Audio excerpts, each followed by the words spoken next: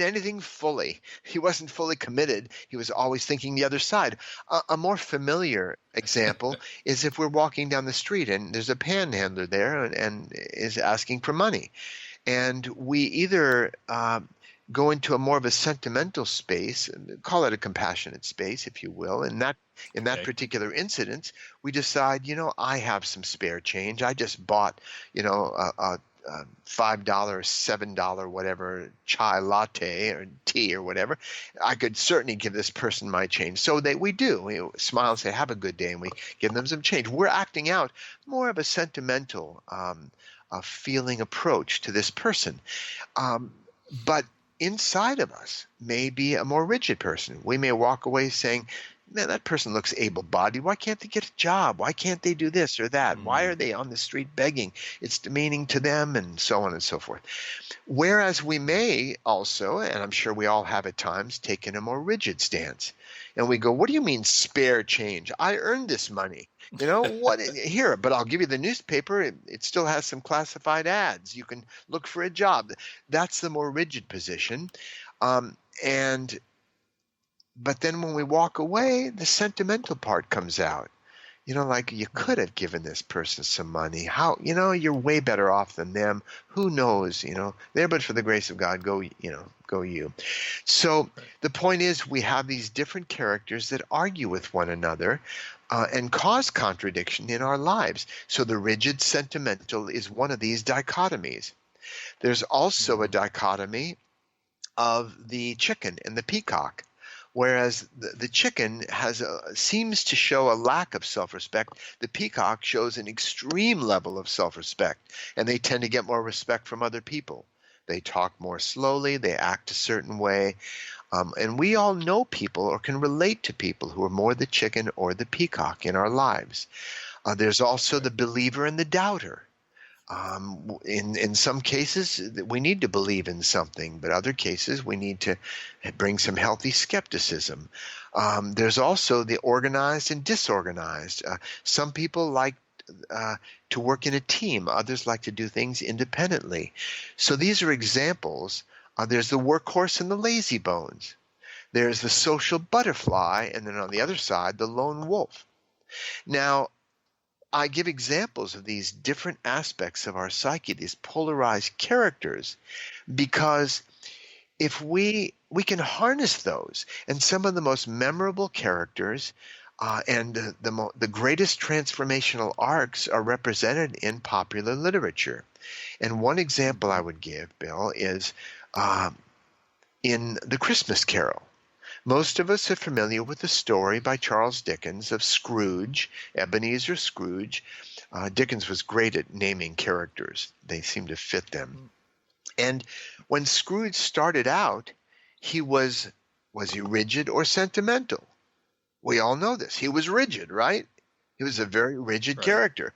Was he a believer or doubter? Oh, a doubter. And so on. And when I speak in groups and we go through all these polarized aspects, there are 9 of them, and everybody recognizes Scrooge immediately. But by the end of The Christmas Carol, he completely switches in every single area, all 9 areas.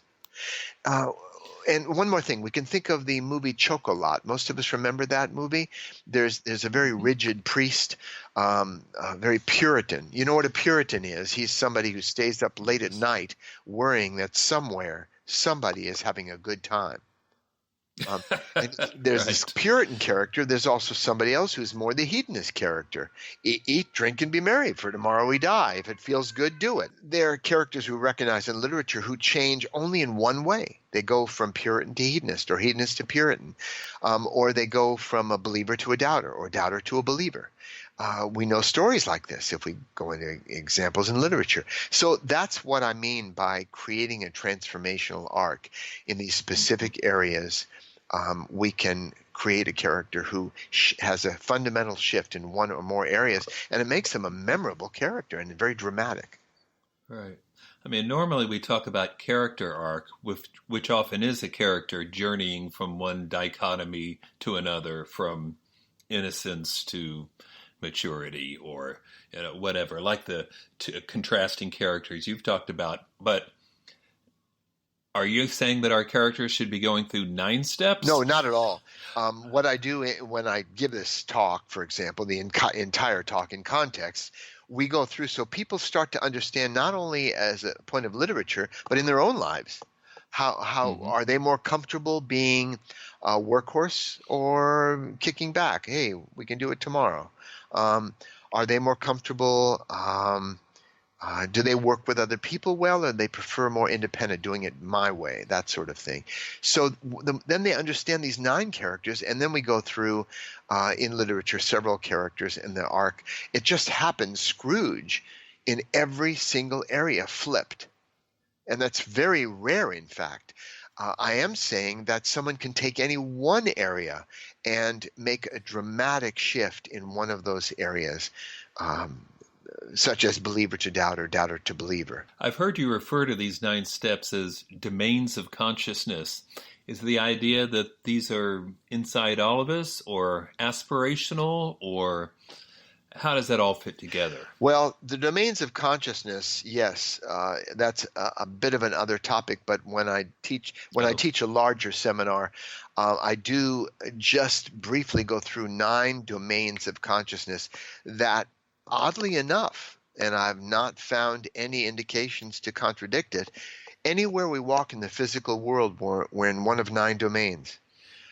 Either the sentimental domain, the domain of life and security, the domain of creativity, the intellectual domain, the domain of work, the domain of hierarchies, the domain of conduct and morals, and so on. And within those domains, there are 2 polarized aspects. As I gave the example earlier, in the domain of sentiments, we can be more rigid or we can be more sentimental. Most of us are somewhere in between. Maybe we're 60-40. We've grown up valuing one slightly more than the other, and that's what we usually animate. But my point earlier is, if we act one side, we will tend to dream on the other side. It's one of the functions of dreams, to balance the psyche.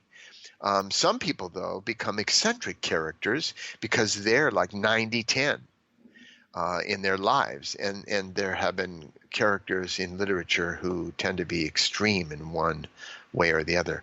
Or, for example, someone can be Puritan in one aspect of their life, maybe with food, and hedonist with sex, or vice versa. Or they can be hedonists in one aspect of their life and more Puritan or more rigid, strict. One practices self-denial, the other practices self-indulgence.